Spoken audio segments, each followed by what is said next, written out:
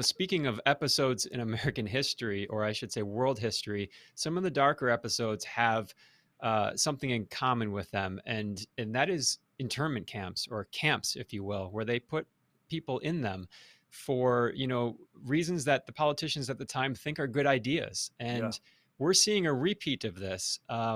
Let's look at New Zealand. It's happening across a lot of other places as well, but we'll start with New Zealand. We have some clips of this, so take a look. Okay.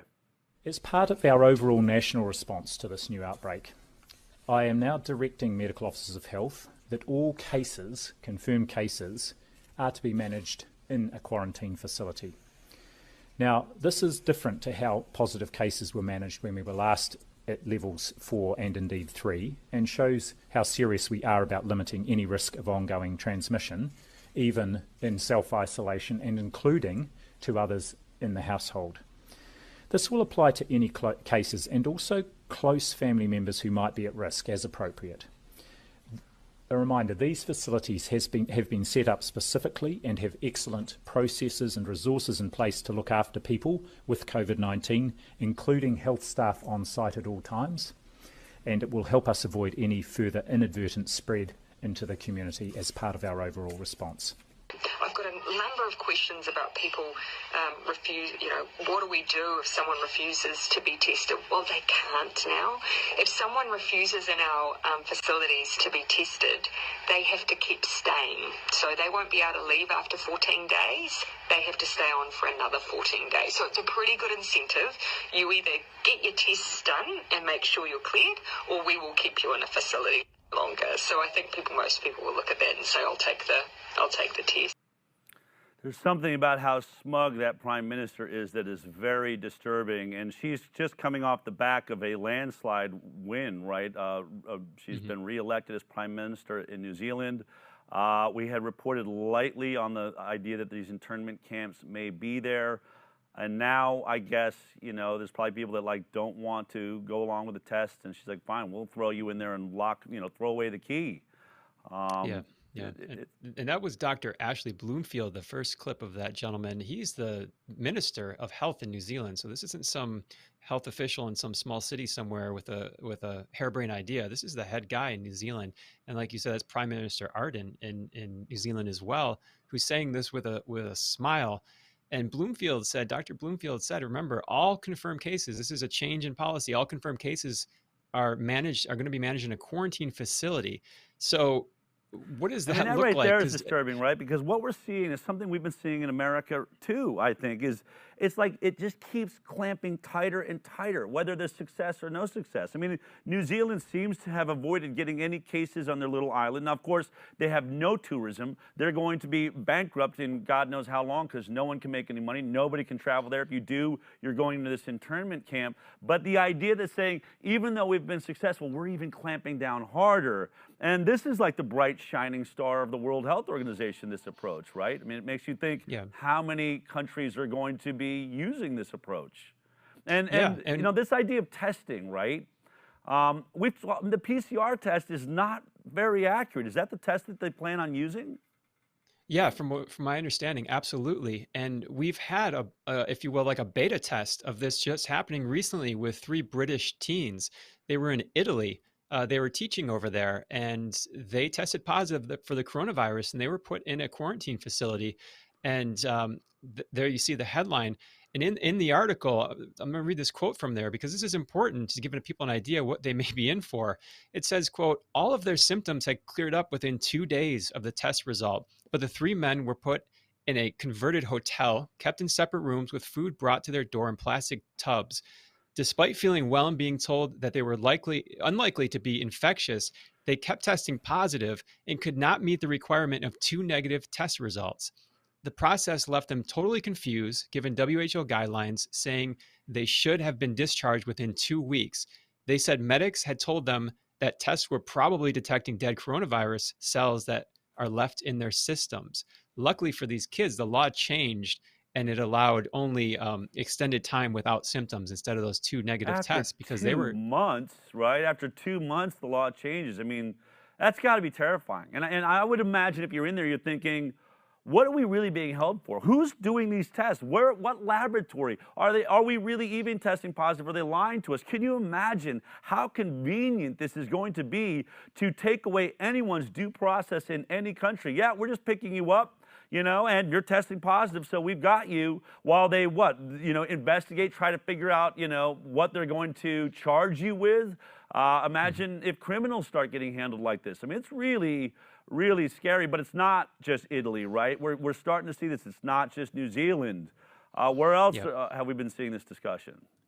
Yeah, we're seeing it in Canada. In Canada, they're actually having open debate on the House floor regarding these camps. So we have this clip here of Randy Hillier. He's a politician from Ontario. So let's take a look at this one. All right. The next question, the member for Lanark, Frontenac, Kingston. Thank you, Speaker. My question is to the Premier.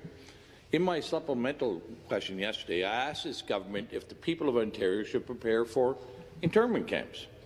In September, the federal government posted a call for expressions of interest for contractors to supply, provide and manage quarantine isolation camps throughout every province and every territory in Canada. These quarantine isolation camps, however, are not limited to people with COVID, but provide a wide latitude for many people to be detained. Surely this government is aware of the intentions to build these isolation camps from coast to coast. And my question to the Premier is, how many of these camps will be built, and how many people does this government expect to detain? Question. Government House Leader. Thank you, Mr. Speaker. It is very true that when people leave the country and when they come back in, that the province is suggesting, and the federal government, in cooperation with the federal government, we are suggesting that people isolate themselves. That has been a practice that has been very successful, not only here in the province of Ontario, but across Canada. And we will, of course, be redoubling our efforts to make sure that the people of the province of Ontario remain safe, Mr. Speaker. So if the member is referring to the fact that that one of the public health policies is that when you return from a jurisdiction outside of the province of Ontario or from another country, that you isolate yourself for 2 weeks, I would suggest that has been a good policy that has been working. In fact, this House has been doing the same thing since we came back.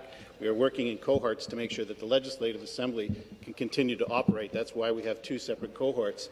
Mr. Speaker. Response. With the cooperation of the official opposition, that is why all members of the Independents have been excluded from that cohort, because we want them to be able to participate in debate. So we'll continue to do everything in our power to make sure that this House continues, but that the people of the province of Ontario and Canada are kept safe. Supplementary question. Again, back to the Premier. Here's the RFP, and in the RFP it uses clear language to express that these camps can be used for a broad spectrum of people, not limited to travellers. Indeed, it doesn't even mention international travellers. It's just a broad latitude of people. And I'll send over the copy of the RFP after. So your government must be in negotiations and aware of these plans to potentially detain and isolate citizens and residents of our country, in our province.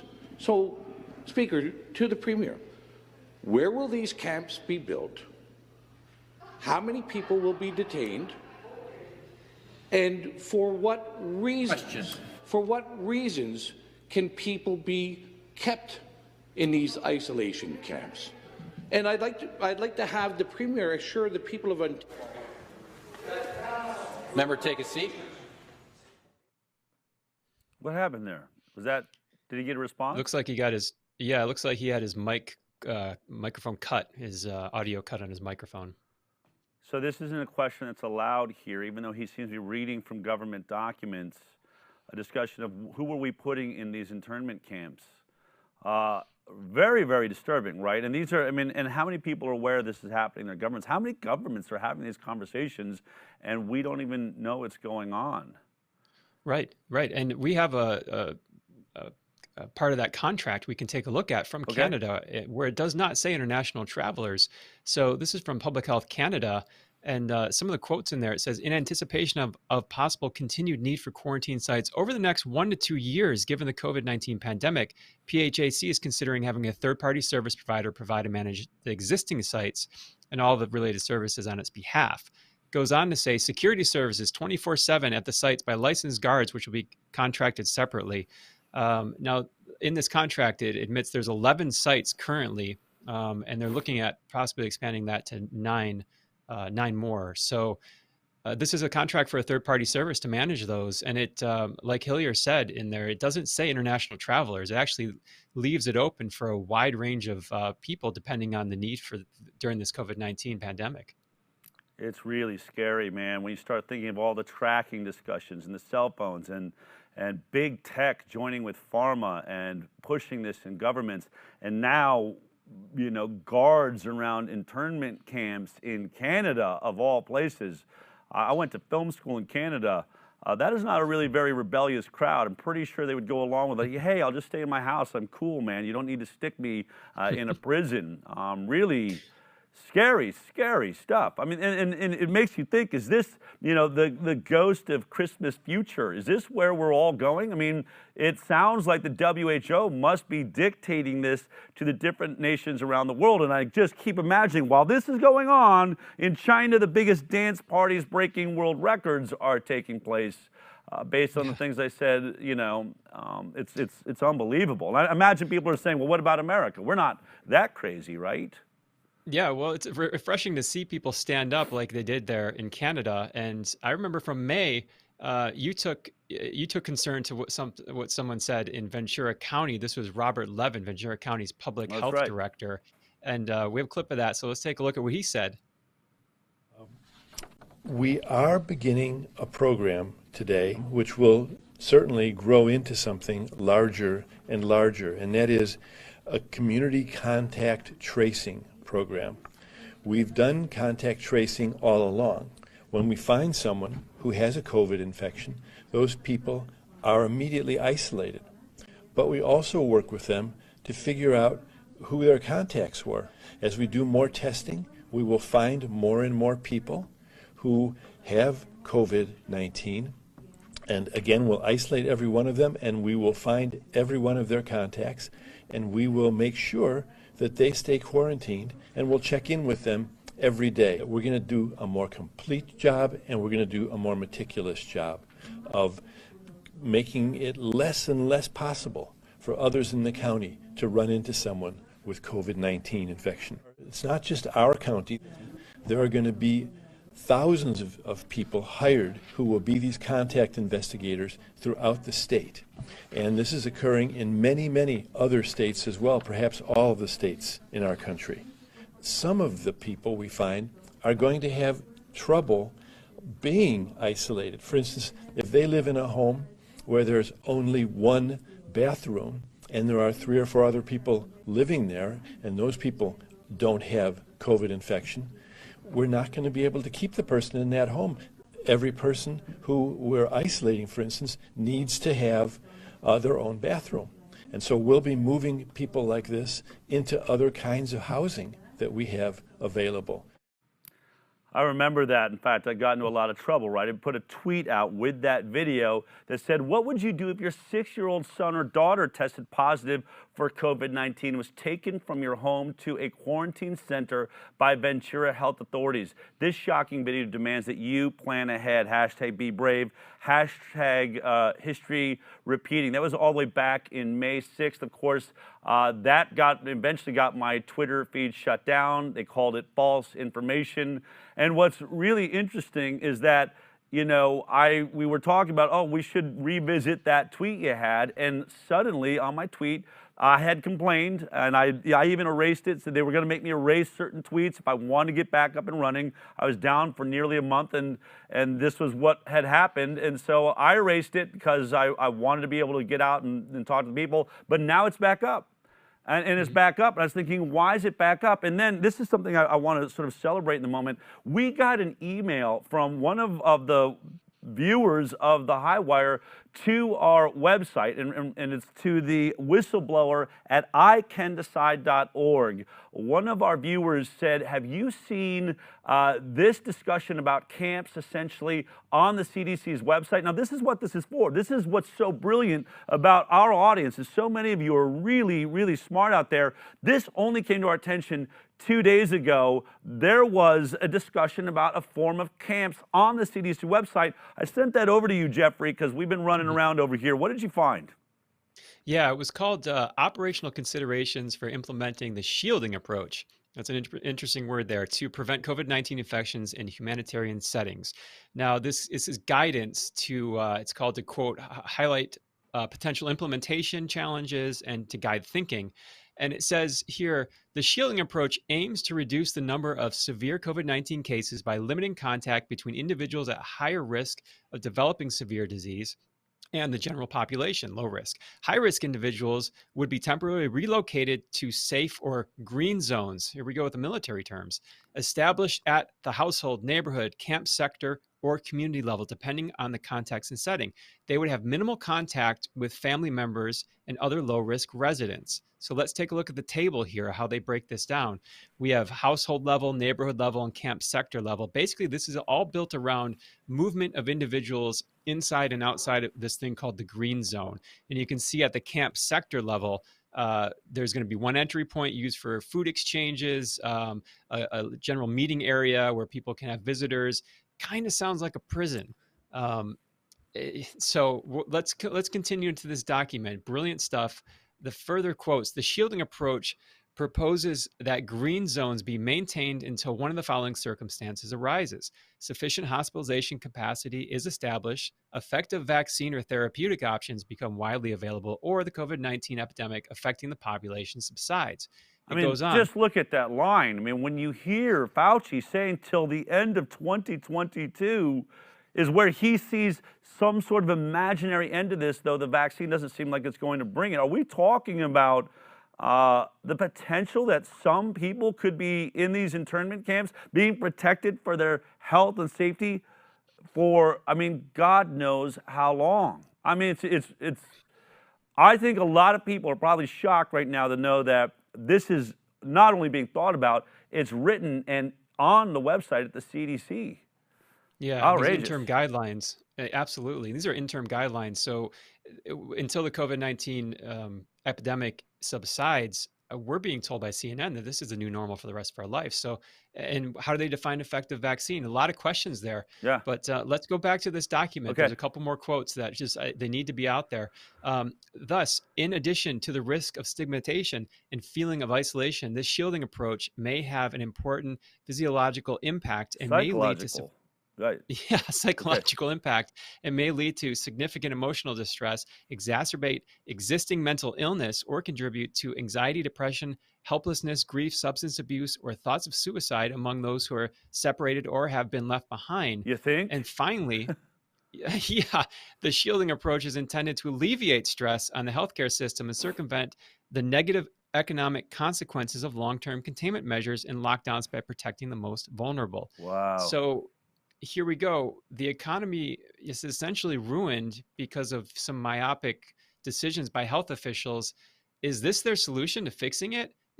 We'll help the economy by putting these people in a camp? I mean, and that's what, I mean, I'm concerned when I watch this because I've been saying, and we go along, like the Great Barrington Declaration has been saying, you know, focus protection, protect those that are, you know, over the age of 65 with other comorbidities. But when I've been thinking that, I'm thinking, you know, let them shelter in place, let them stay in their nursing homes, let's make sure that they're really taken care of in the world that they live in. I wasn't thinking you're going to take them and stick them into prison and then hope that the anxiety doesn't take over and the depression, they start killing themselves in the isolation that they're saying could clearly go on for years and years. And you know, this document looked like when I saw it, it's like we're talking the end of July was when this, I think, got posted, which makes you wonder, New Zealand's moving this direction. It looks like Canada's moving this direction. Italy's moving this direction. Obviously, our CDC is considering moving in this direction. What has kept them from doing it so far? And I thought about, you know, when I was looking at this, like Donald Trump, is it possible that they could say to the President of the United States, you know what, sorry, you're in this high-risk group, so we're going to stick you in a camp for your own good, and there it is. We just watched the President of the United States disappear. I wonder if that's why Donald Trump hasn't implemented this, because it might just put him into some prison system in the country. I mean, crazy. It's crazy. Yeah. And where's the conversation at behind closed doors with the CDC as we speak today? Where is this conversation? Are we gonna have a news conference tomorrow and someone's gonna come out and say, hey, guess what? Here's the new implementation we're doing, just like New Zealand did, or just like in Canada. Right. Yeah. And then it makes me want to fire whoever wrote this thing. If it's Redfield or Fauci, I don't care who's president next year. What really makes me concerned is whatever lunatic has come up with this. Clearly, if they are allowed to continue on their plan, this very well, I mean, this is no longer a dystopian novel, right? This is no longer conspiracy theory. These things are sitting on U.S. government websites. Incredible reporting, Jeffrey, and thank you to that viewer out there for sharing. Again, if you have information that, don't ever assume that we're catching everything. We have an international team of scientists and doctors and lawyers that work at putting this show together, but something like this is what makes us special, that when you out there, if you got something you really think should be a part of our attention, go to whistleblower@icandecide.org.